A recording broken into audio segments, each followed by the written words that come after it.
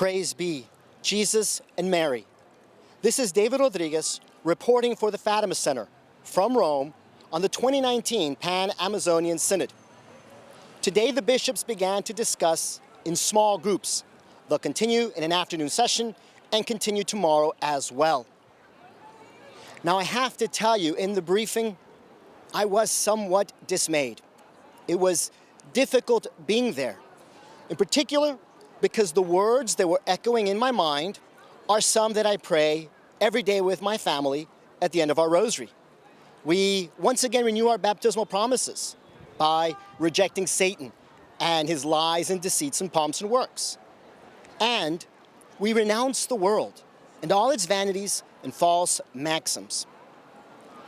And the one thing that was echoing in my head as I heard the debriefing, and I was praying as well, is that I was surrounded by false maxims of the world that had been embraced as true. And it is distressing when you're seeing a panel that has 7 people, 2 laity, 2 priests, 3 bishops, and it seems they have accepted these false maxims as true. I'll just highlight for you 3 particular points today that struck me. The first, it started out well. One of the bishops was talking about how a problem with the priests' shortage is a lack of priestly holiness. And he said a number of things that, I'll be honest with you, were giving me some hope. But in the back of my mind, I kept asking, but what do you exactly mean by holiness? And as if on cue, the bishop then said, let me clarify what I mean by holiness. The wrong idea would be that we are just looking up to heaven. I said, whoa, I've heard saints talk about how that's what we should be doing, keeping our eye always fixed on heaven and the 4 last things, and that's what will lead us to holiness. Well, he actually said that's the wrong idea. Instead, by holiness, I mean living simplicity, being open to dialogue, being aware of social change, respecting differences, and having compassion for one another. This is what is passing for the new definition of holiness, and I hope you realize how ambiguous that is and how much it can be changed to suit whatever you'd really like. Talk about maxims of the world. Then, one of the reporters asked a great question about that little wooden idol image we all saw broadcast over the news from the opening ceremony on October 4th. And she said there's been reports that this is an idol. We've talked to the artist, we have talked to Amazonian tribe members, and this is part of pagan ritual. Can you please clarify that for us? I couldn't believe the answers. First there was, well, I really don't know what that meant. Someone actually had, from the panel, the audacity to say, I'm not really sure what happened at the opening ceremony. I wasn't there, so I don't know.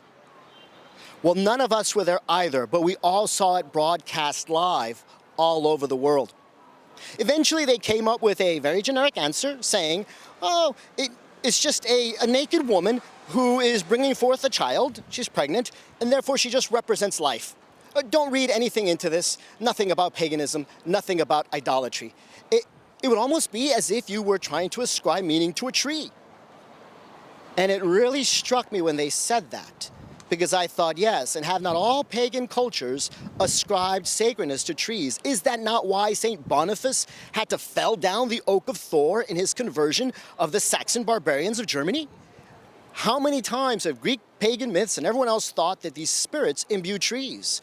And we do have it from the Amazonian tribes themselves, that this is part of an idol, and you can't divorce it from the context. What we saw was clearly ritualistic and clearly pagan, and the whole world saw it on television, and yet here they said, we're not sure, we'll do a little more research and get back to you. And then third, it's actually why we picked this location.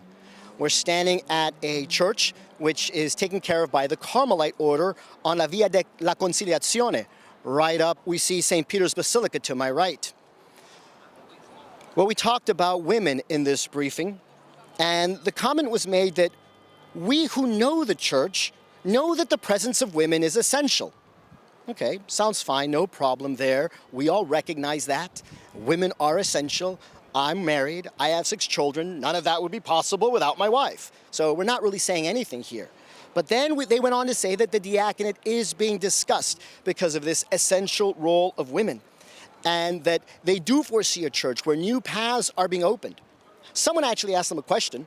I would say they probably had some feminist leanings, something to the effect of, well, you've told us that 80% of the people in the pews are women, and yet this synod doesn't have that kind of representation. Why are there not 80% of people on the synod?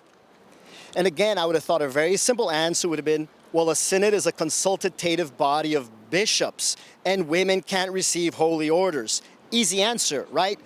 It's not the answer we got. Instead, the answer was almost an embarrassment.